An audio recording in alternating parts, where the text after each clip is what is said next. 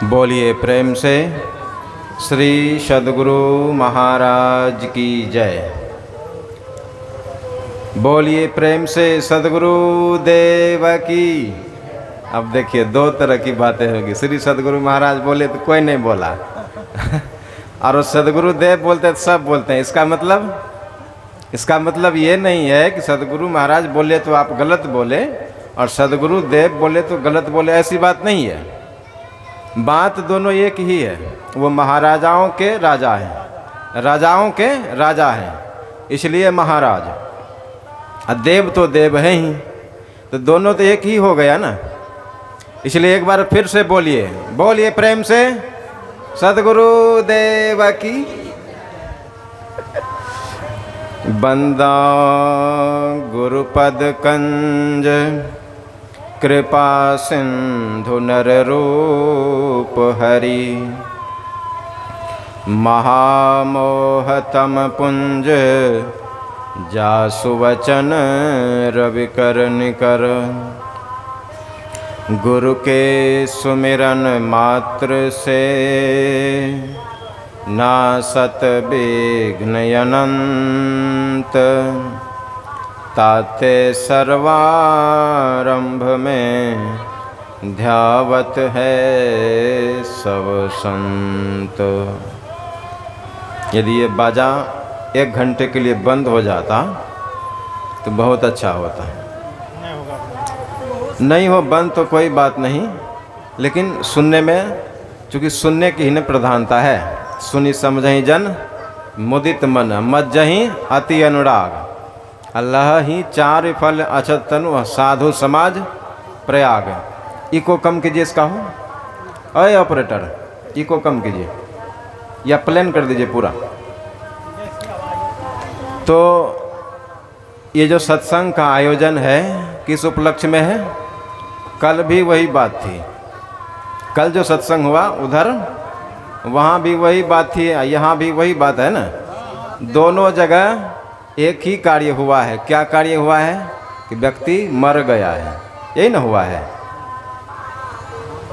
और जितना मरता है उससे ज़्यादा जन्म लेता है। अब देखिए, यदि मरने से ज़्यादा जन्म नहीं लेता तो जनसंख्या इतनी नहीं होती। जन्म ज़्यादा है, मरना कम है।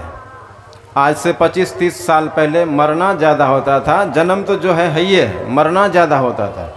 तो सरकार ने आदेश पारित किया कि जितना जन्म पैदा कर सकते हो कोई बात नहीं। तो जनसंख्या इतनी हो गई है, तो इतनी हो गई तो सबको जाना है ना। आया है सो जाने की तैयारी किए हैं? नहीं किए हैं। एक बसंत बाबू है, नाम जानते होंगे। वो कहते हैं, अरे जब मरेंगे तो कैसे मरेंगे? कुछ तो तैयारी किए नहीं। मरेंगे तो उस समय कैसी दशा होगी? उनका कहना है। अब बड़ा बात मठने वाला आदमी है, खूब बात मठता है, तमाम तरह की बात को वो समझता है और करता कुछ नहीं। लेकिन वो जो बोला बात कि जब मरेंगे उस समय कितना दुख होगा, बड़ा मार्केबल बात बोला है, बड़ा सत्य बात बोला है। जब मरेंगे तो उसके लिए, जैसे कहीं जाते हैं तो तैयारी करते हैं ना। जैसे वो गए अभी, तो उसकी तैयारी पहले से न है कि हमको जाना है कहाँ? अयोध्या। तैयारी पहले से है, उसका टिकट सब बन के तैयार है। जाएगा 12 बजे रात में ट्रेन है, चढ़ेगा, चला गया। और आप हम सब जब जाएंगे तो तैयारी किए हैं? टिकट बनाए हैं? ना तैयारी किए हैं, ना टिकट बनाए हैं, कोई व्यवस्था ही नहीं किए हैं, तो कैसे जाएंगे? धक्का मारेगा ना, यहाँ से खींच के ले जाएगा ना, क्योंकि तैयारी तो है नहीं। तो तैयारी करना है ना हम सबको। जब तक तैयारी नहीं करेंगे तो कोई उपाय नहीं है कि हम आप सब सही तरह से जा सकते हैं। जैसे टिकट लेकर के अयोध्या पहुँच जाएगा, वहाँ जो मन है सो करेगा। वहाँ पर सारी व्यवस्थाएं हैं। अयोध्या जाएगा तो भगवान राम का मंदिर वहीं बन रहा है, और सब जो तीर्थ स्थल है वो घूमेगा, चूँकि टिकट लेके गया है। और यदि वो टिकट नहीं कटाता और जानकारी हो कि हमको अयोध्या जाना है, तब क्या होता? ट्रेन पे तो चढ़ जाता है लेकिन रास्ते में पकड़ लिया जाता है। रास्ते में पकड़ लिया जाता, फाइन किया जाता उसे। कितना फाइन, कोई सीमा नहीं। कितने दिन तक जेल, वो भी लिखा हुआ रहता है सब उसमें। उसके बाद फिर उसको छोड़ता, ये अयोध्या नहीं जाता। फिर छोड़ देने के बाद वो अयोध्या नहीं जाएगा, चूँकि समय कट गया उसका, निर्धारित था ना, समय कट गया था। वापस फिर कहाँ आएगा, जहाँ से गया था। तो हम सब तैयारी नहीं किए हैं जाने का, चले गए तो ये थोड़े कि मोक्ष में चले जाएंगे, वो नहीं होगा। इसलिए कि तैयारी ही नहीं है, तो आपको फिर वापस भेज दिया जाएगा। कहाँ, वही 84 लाख योनि में। उसी 84 में भटकते रहो, कोई बचाने वाला नहीं है। अभी जो गए वो अपने पैसे देकर टिकट कटाए हैं ना, कि दूसरे ने दिया है, अपना पैसा दिया है तब टिकट कटा है। और पता है कि ये गाड़ी वहाँ जाएगी,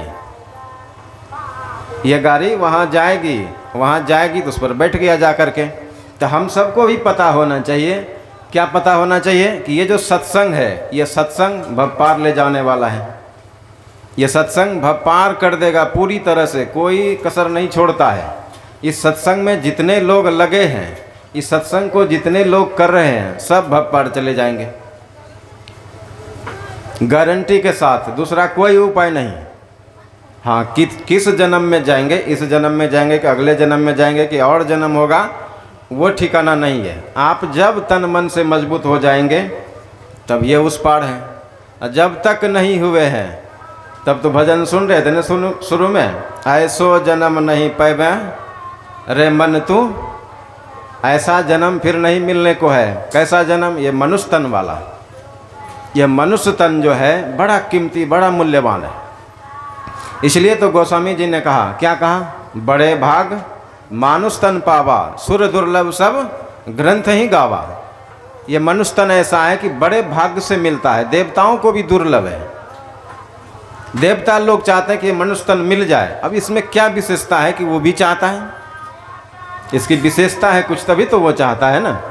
हम सबको मिला है तो कोई विशेषता ही नहीं जानते हैं। जानते क्या है, सुबह हुआ, बर्तन उर्तन धुओ, भोजन बनाओ, खाओ पियो, 8-9 बजते खा लिए, और फिर किसका काम करने जाना है, आज 500 रुपये होगा, जाके काम कराए, अब फिर 5 बजे छुट्टी, घर आ गए, फिर 7 बजे भोजन बनाने भिरे, 9 बजते बन गया, खा पी करके फिर सो गए तो फिर वही सुबह फिर जगे 3-4, जिसको जिस समय होता है जगने का जग जाता है, फिर वही काम। रोज का तो यही काम है, और क्या कर रहे हैं। कोई इतना ही समय में करोड़ रुपए कमा लेता है, कोई इतना ही समय में करोड़ रुपए गमा भी देता है। सब तरह की बातें हो रही है इतने ही समय में। लेकिन संत महात्मा जो होते हैं इतने ही समय में अपना उद्धार कर लेते हैं, अपना कल्याण कर लेते हैं। वो जानते हैं कि ये संसार में थोड़े दिन के लिए रहना है, हम सबको कोई ज़्यादा दिन तक नहीं रहना है। इसलिए चेतने की ज़रूरत है, जागने की ज़रूरत है। ऐसो जन्म नहीं पैबे मन तू, आगे क्या है और भजन। हाँ देखिए, 4 पाँव 2 सिंह, गुंगा मुख, कैसे हरि गुण गए रे। तो ये जन्म जो मिला है, इस जन्म यानी मनुष्य तन छूटने के बाद की जो दशा होने वाली है, तो आप किस योनि में जाएंगे, बैल के योनि में, कुत्ते की योनि में, भैंस की योनि में, चिड़िया, चिट्टा, सांप, बिच्छू, तमाम तरह की योनियां हैं। 84 लाख योनि है। उन 84 लाख योनियों के बाद ये मानव योनि है। यदि आप भक्ति नहीं करेंगे तो 84 लाख फिर रखा हुआ है, कोई बचाने वाला नहीं है। आप कितने लोगों का सवाल होता है कि मनुष्य है तो मनुष्य न होगा जन्म, ये सवाल है बहुत से लोगों का कि हम मनुष्य हैं तो मरेंगे तो मनुष्य ही न होंगे। जैसे कि मकई, गेहूं, चावल का उदाहरण देता है कि मकई बोते हैं तो मकई हो जाता है, गेहूं देते हैं तो गेहूं हो जाता है, जो बोते हैं वही हो जाता है। तो उससे सवाल किया जाए कि तुम गेहूं हो क्या, तुम मकई हो क्या, तुम चावल हो क्या, कुछ भी नहीं हो बाहर का। बाहर की जितनी वस्तुएं दिख रहे, जो अंकुरित है, जो जन्मता है, आप नहीं है वो, आप उससे अलग हैं। इसलिए आप मकई गेहूं नहीं है। इसका मतलब ये नहीं कि आप मनुष्य हैं, अब मरने के बाद मनुष्य बनेंगे, ये बात नहीं है। बात ये है कि आपका संस्कार जैसा होगा वैसे ही आप बनेंगे।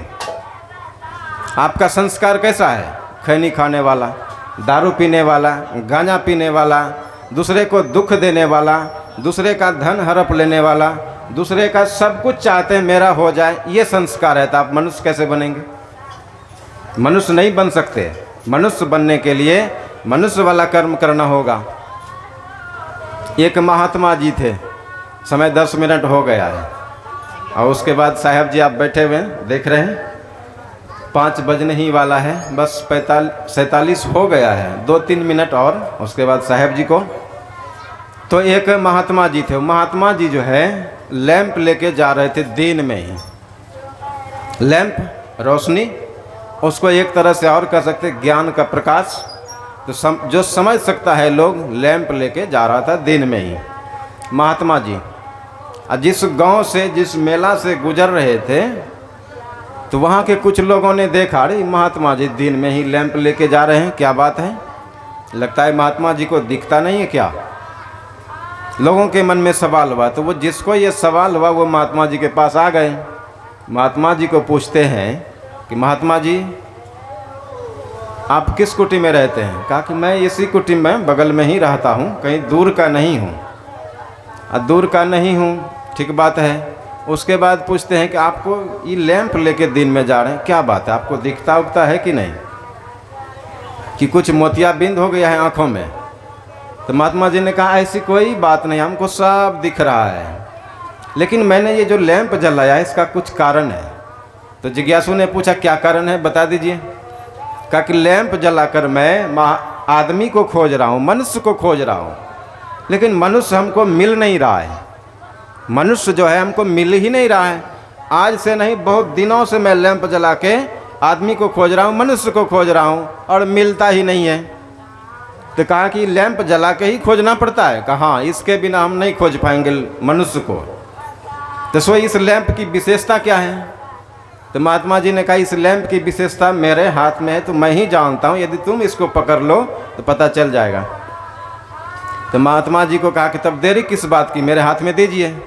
और जैसे ही उसके हाथ में दिया वो लैंप जब दे दिया, अब पकड़ा जैसे, तो वैसे ही सारी दुनिया को देखने लगा। रही एक भी आदमी नज़र नहीं आ रहा है जो आदमी के रूप में दिखता है। सांप है, ये दिखता है बिल्ली है, वो दिखता है कुत्ता है, ये दिखता है कुतिया है, वो दिखता है चिट्टा है।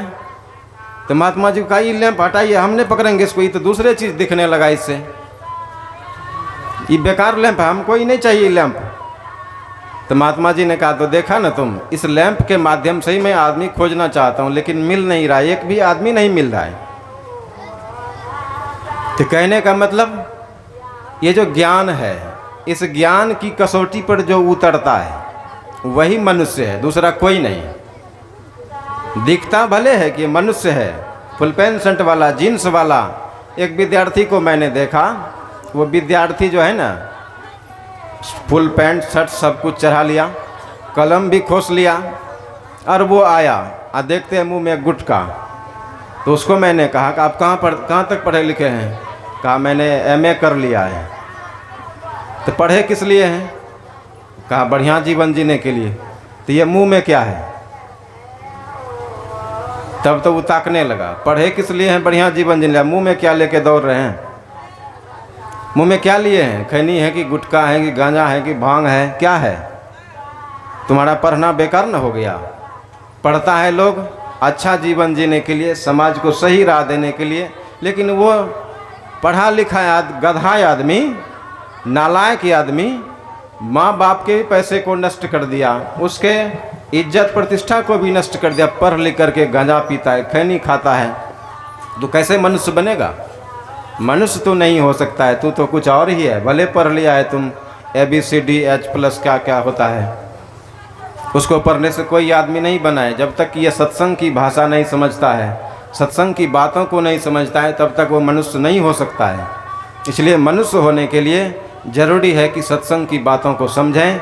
और ये जो तन मिला है थोड़े दिन के लिए मिला है, कोई ज़्यादा दिन के लिए तो मिला नहीं है।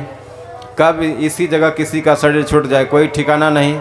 इसलिए तैयारी कर लो, पूरा जाने से पहले तैयारी कर लो, जानकारी ले लो कि हमें कहाँ जाना है। ये पता हो जाएगा तो आप सही रास्ता पकड़ लेंगे। समय 15 मिनट पूरा हो गया। इन्हीं शब्दों के साथ वाणी में विराम।